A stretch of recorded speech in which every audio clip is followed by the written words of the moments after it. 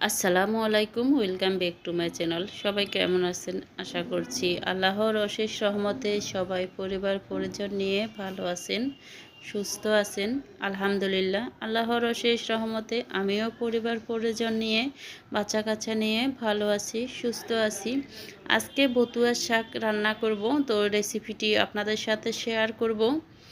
আপনারা যে যেখান থেকে আমার আজকের ভিডিওটি দেখছেন, আমি আশা করব পুরো ভিডিও জুড়ে আমার সাথে থাকবেন। তো আমি বাজার থেকে বতুয়ার শাক নিয়ে এসেছি 2 আঁটি। তো শাকগুলা ভালোভাবে কেটে বেছে পরিষ্কার করে নিলাম। তো এখন ভালো করে আমি শাকগুলা ধুয়ে নিচ্ছি।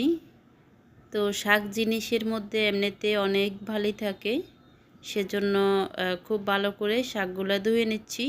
তো এখানে কিছু সিম আমি কেটে নিয়েছি শাকের মধ্যে দেওয়ার জন্য। আর এই যে দেখছেন ছুরি শুটকি আর হচ্ছে চিংড়ি শুটকি। তো এই শুটকিগুলা আমি হচ্ছে খোলার মধ্যে একটু টেলে নিলাম। টেলে তো ফুটান্ত গরম পানির মধ্যে হচ্ছে ভিজিয়ে রেখে দিয়েছি কিছুক্ষণ, পরে ভালোভাবে ধুয়ে নিব। তো এভাবে ভিজিয়ে রাখার কারণে শুটকির মধ্যে যত রকমের বালি টালি থাকে এগুলা পরিষ্কার হয়ে যাবে, পরে ভালোভাবে ধুয়ে নিব। আর এখানে আমি শাকগুলা রান্না করার জন্য কাঁচামরিচ, পেঁয়াজ আর টমেটো কুচি করে রেখেছি। গাজরগুলা আমি শাকের মধ্যে দিব না, ওইগুলা আমি হচ্ছে ফ্রাইড রাইস করার জন্য কেটে নিয়েছি।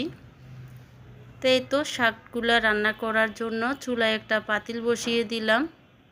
তার মধ্যে দিয়ে দিলাম কিছুটা সয়াবিন তেল। তো আমি আজকে শাকের মধ্যে হচ্ছে মাছও দিব, সেজন্য একটা তেলাপিয়া মাছের মাথা আর হচ্ছে 1 পিস মাছ নিয়ে নিলাম। তো মাছগুলাতে একটু লবণ আর হলুদ মেখে এখন তেলে ভেজে নিচ্ছি। যেহেতু শুটকি দিব 2 রকমের, চিংড়ি শুটকি আর হচ্ছে ছুরি শুটকি, সেজন্য শুধু মাছের একটা মাথা আর 1 পিস মাছ নিয়েছি। তো ভালো করে মাছগুলা ভেজে নিচ্ছি। তো এক চুলায় আমি মাছ ভেজে নিচ্ছি আর অন্য চুলায় এই যে ভাত বসিয়ে দিয়েছি। তো আমাদের এই সাইডে হচ্ছে আগে কখনো গ্যাস যেত না, এখন হচ্ছে গ্যাসটা 10টা থেকে কিছুটা কমে যায় আর কি। 2টার পর হচ্ছে পুরোপুরি গ্যাস আসে। 10টা থেকে 2টা পর্যন্ত গ্যাস একদম কম থাকে, রান্না করতে একটু সমস্যাই হয়ে যায়। তো এই তো আমি শুটকিগুলা ভালো করে নর্মাল পানি দিয়ে ধুয়ে নিয়েছি। 2-3 বার পানি পাল্টিয়ে পাল্টিয়ে আমি শুটকিগুলা ধুয়ে নিয়েছি। তো প্রথমে একবার আমি হচ্ছে শুটকিগুলা খোলার মধ্যে টেলে নিয়েছি, তারপরে গরম পানিতে ভিজিয়ে পরে ভালোভাবে ধুয়ে নিয়েছি। এখন আরও একবার হচ্ছে শুটকিগুলা আমি ভেজে নেব তেলের মধ্যে। তো আমি হচ্ছে আজকে শাকটা সরিষার তেল দিয়ে রান্না করতেছি। প্রথমে হচ্ছে আমি সয়াবিন তেলের মধ্যে মাছগুলা ভেজে নিয়েছি। তো যতটুকু তেল ছিল মাছ ভাজার পরে ওই তেলের মধ্যে সরিষার তেল দিয়ে দিলাম।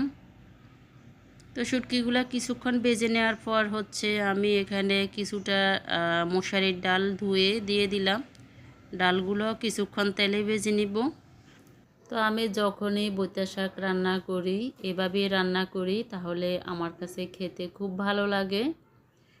মাঝে মাঝে হচ্ছে যদি চিংড়ি মাছ থাকে চিংড়ি মাছ দিই। এবার যেহেতু চিংড়ি মাছ নাই, সেজন্য চিংড়ি শুটকি দিয়ে রান্না করতেছি। তো আজকে 2 আঁটি শাক রান্না করতেছি। আসলে আমি যখন শাকগুলা কিনতেছিলাম দেখে আমার খুবই ভালো লেগেছে। সব সময় কিন্তু এই শাকটা পাওয়া যায় না আমাদের এখানে। তো যেহেতু পেয়েছি সেজন্য একদম 2 আঁটি নিয়ে নিলাম। ডাল আর শুটকিগুলা কিছুক্ষণ ভেজে নেওয়ার পর এখন হচ্ছে পেঁয়াজ কুচি আর কাঁচামরিচ ফালি দিয়ে দিচ্ছি। দিয়ে আরও কিছুক্ষণ নাড়াচাড়া করে নিচ্ছি। এ পর্যন্ত যারা যারা এসেছেন একটা লাইক দিতে ভুলে গিয়েছেন, অবশ্যই কিন্তু একটা লাইক দিয়ে দিবেন। তো এই তো আরও কিছুক্ষণ ভেজে নিয়ে এখন হচ্ছে আমি টমেটোগুলা দিয়ে দিচ্ছি। এই পর্যায়ে চুলার আঁচ মিডিয়ামে থাকবে। তো টমেটো দিয়ে কিছুক্ষণ ভেজে নেওয়ার পরে এখন হচ্ছে স্বাদ মতো লবণ দিয়ে দিয়েছি। যে কোনো শাক রান্নার ক্ষেত্রে লবণের পরিমাণটা প্রথমে কম দিবেন, তাহলে হচ্ছে যখন শাক সিদ্ধ হয়ে আসলে লবণটা চেখে দেখবেন, তখন যদি লাগে আরও কিছু লবণ দিয়ে দিবেন, তাহলে লবণ বেশি হওয়ার চান্স নেই। লবণ যদি বেশি হয়ে যায় তাহলে খেতে ভালো লাগে না। তো এখন আমি রসুন বাটা দিয়ে দিলাম প্রায় 2 টেবিল চামচের মতো। তো আমি যখন এই রসুনগুলা ব্লেন্ডার করেছিলাম তখন হচ্ছে অল্প কিছু আদা দিয়ে ব্লেন্ডার করেছিলাম, সেজন্য আলাদা করে আর আদা দিই নাই। 1 চা চামচের মতো হলুদ গুঁড়ো দিয়ে দিলাম, তারপরে হচ্ছে মরিচ গুঁড়ো দিয়ে দিলাম 1 চা চামচ, তারপরে দিয়ে দিব জিরা ধনিয়ার গুঁড়ো 1.5 চা চামচের মতো দিয়েছি আমি, যেহেতু শাক অনেক বেশি সেজন্য 1.5 চা চামচ দিয়েছি। জিরা আর ধনিয়া গুঁড়ো একসাথে আমি গুঁড়ো করে রেখেছি, তো সেগুলো দিয়ে দিলাম। দিয়ে এই তো মিডিয়াম আঁচে আরও কিছুক্ষণ ভেজে নিয়ে এখন দিয়ে দিব ফুটান্ত গরম পানি, দিয়ে ভালো করে মশলাটা কষিয়ে নেব। আপনারা যারা আজকে নতুন আমার চ্যানেলটি ভিজিট করছেন, আমার ভিডিওটি যদি আপনাদের ভালো লেগে যায় চাইলেই কিন্তু আমার চ্যানেলটি সাবস্ক্রাইব করে আমার পাশে থেকে যেতে পারেন। আর হ্যাঁ, অবশ্যই কিন্তু একটা লাইক দিতে ভুলবেন না। তো মশলাগুলো কষিয়ে আমি এখন দিয়ে দিলাম শিমগুলা। তো শিমগুলা কিন্তু আমি একদম ছোট ছোট করে কেটে নিয়েছি। তো এখন শিমগুলা দিয়ে আরও কিছুক্ষণ আমি কষিয়ে নেব।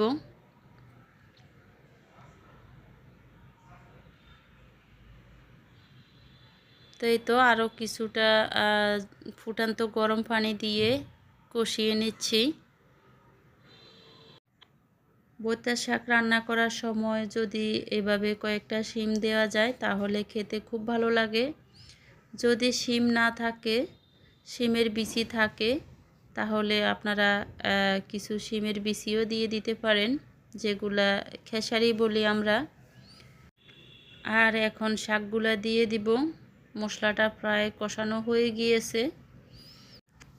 আর এই যে দেখেন শাকগুলা কত ফ্রেশ, দেখলে মন চায় যে শাকগুলা কাঁচাই খেয়ে ফেলি, কাঁচা তো খাওয়া সম্ভব না।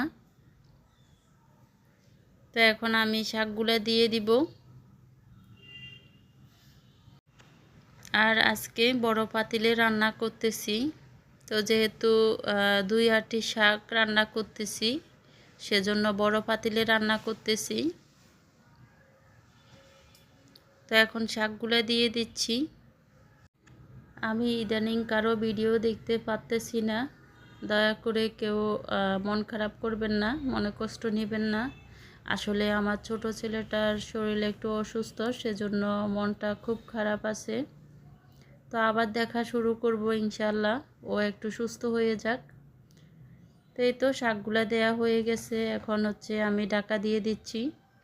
তো পাতিলটা যেহেতু অনেক বড়, তো এত বড় ঢাকনা হচ্ছে আমার কাছে নেই, তো ছোট একটা ঢাকনা দিয়ে কিছুক্ষণ এভাবে রেখে দিয়েছি।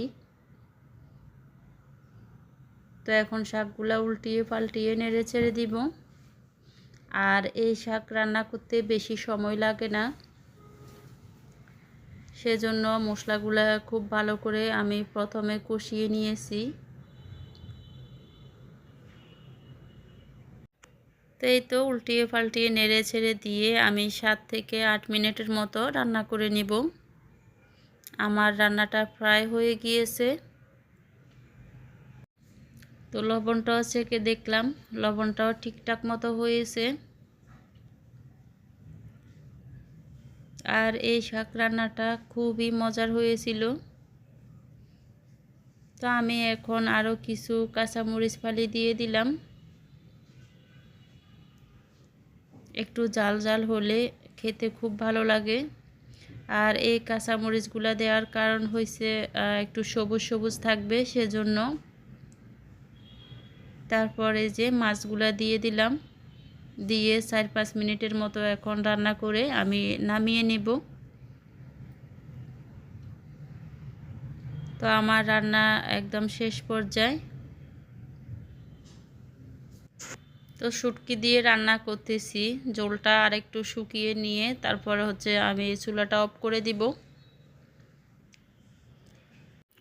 তো আমার আজকের বৈতা শাক রান্নার রেসিপিটি আপনাদের কাছে কেমন লেগেছে আপনাদের ব্যক্তিগত মতামত জানাতে ভুলবেন না। আর এই যে দেখেন শাকের ঝোল একদম শুকিয়ে ফেলেছি, আর এরকম শাক রান্না খেতে খুবই ভালো লাগে। তো এখন আমি খেয়ে নিচ্ছি, আমার শাক রান্না হয়ে গেছে, এখন আমি ভাত খেয়ে নিচ্ছি। তো আজকে এ পর্যন্ত, নতুন ভিডিও দেখার আমন্ত্রণ জানিয়ে এখানে রাখছি। সবাই ভালো থাকবেন, সুস্থ থাকবেন। আল্লাহ হাফেজ। আসসালামু আলাইকুম।